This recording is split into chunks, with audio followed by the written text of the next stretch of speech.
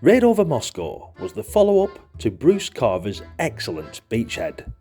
Although, unlike Beachhead, this game places you in the cockpit of the world's fastest fighter bomber, the stealth fighter aircraft. As the squadron leader, you must lead your men on a bombing raid over the main industrial centres of the Soviet Union, in an attempt to knock out the computer installations which are at this moment guiding missiles over the North Atlantic to targets in North America.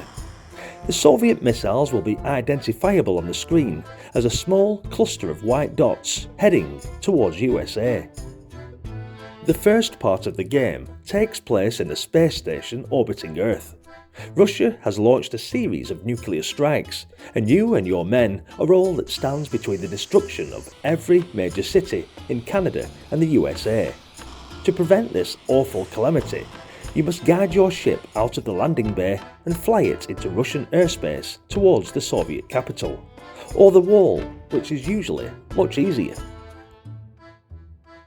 Now, I know many people who struggled at this stage, mainly due to the issues with controlling the craft because the aircraft is in a semi-weightless condition. Control is handled by 3 thrusters and the main engine. Many of my friends failed here, as they forgot to press F7 to open the hangar doors in the first place. If anyone ever needed help in this section, then I'll try explaining how the craft is controlled here. Pushing left or right on the stick will rotate the aircraft to the left or right, thus controlling the direction that you are facing.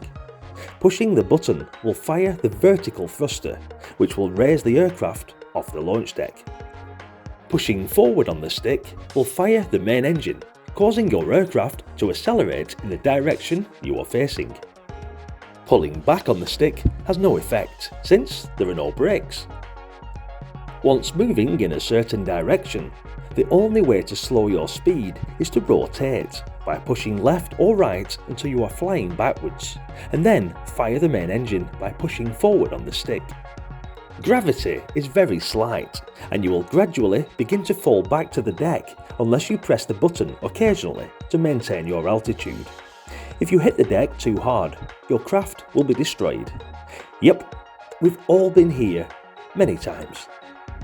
The advantages to taking more planes out is that if you lose one, you will not have to come back to get another plane from the space station.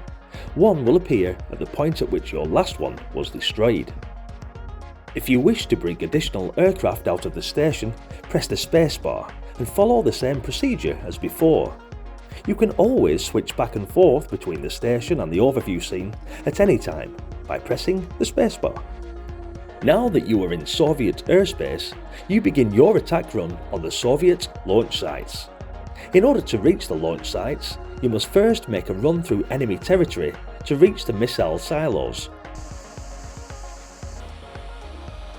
To avoid Soviet radar, your craft will have to fly at a very low level, and this allows Soviet ground defense a chance to shoot you down. Buildings, huge columns and walls must be negotiated during the mission, and staying as close to the ground as possible is absolutely necessary, as enemy fighter planes come rushing up behind, giving you only seconds to reach. Once you reach the missile silos, you can check the control panel to see how much time before the missiles hit the US. In this scene, there is one main control silo surrounded by 4 launch silos. Each silo has a small window of opportunity which you must fire a rocket through in order to destroy it, and when you are properly lined up at the target, your aircraft will turn blue. As you attempt to destroy the silos, enemy aircraft will enter from the left and try to shoot you down, since the Russians don't take your presence there too kindly. The center silo is the control silo, and the nuclear missiles launched are controlled from this point. When this silo is destroyed, the missiles can no longer be controlled and therefore can't be detonated, so this silo can pretty much be destroyed first if time is running out. But when it is hit, the attack will stop and you will switch back to the computer overview. However, because each silo is worth an extra plane and a considerable amount of points, destroying all of the silos is worth doing if you have time. Once all the missile silos are destroyed, you have to enter the Kremlin and destroy the reactor room within. Gaining entry is pretty tough, as you can imagine, with snipers and tanks following your every move. Armed with only a bazooka, you have to shoot every sniper and tank whilst avoiding their bullets. You have to be swift though, as when you kill a sniper, another takes his place pretty quickly. Once all the snipers have been killed, you can enter the reactor room. Here, a robot follows a preset course around the room as it checks all the reactor rods. You stand at the bottom of the screen and sling frisbees at it. Well, that's what they look like to me. It really doesn't matter how you hit the robot. They can either bounce off the walls or hit it directly, but you have to get several frisbees on target before the robot is destroyed.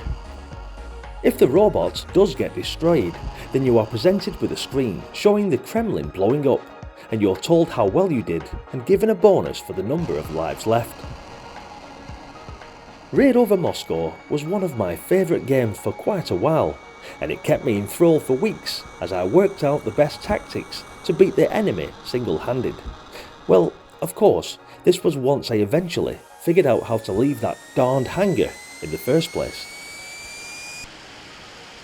That being said, the game is quite difficult to start with. The saying, "practice makes perfect," certainly rings true at this point. Don't be surprised if you don't make it as soon as you would have hoped. It is hard. However, once you've got your planes out and you're down on the ground, from there on it's straightforward and great to play. Throughout the game, there is constant sound and beautiful, very realistic explosions. Everything is well drawn, and the 3D perspective is wonderful.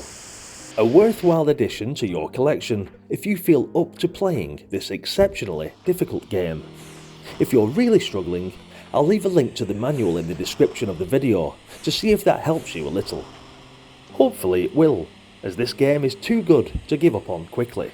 Trust me. Hit the like button if you enjoyed this video, and thank you for watching Raid over Moscow. There were so many classic games for the Commodore 64, and this one was no exception. So if you're enjoying the nostalgia and want to follow me on this journey to revisit classics just like this, hit the subscribe button. Also, check out the playlist and see if there are any games that catch your eye. Failing that, there are some titles suggested here at the end of the video.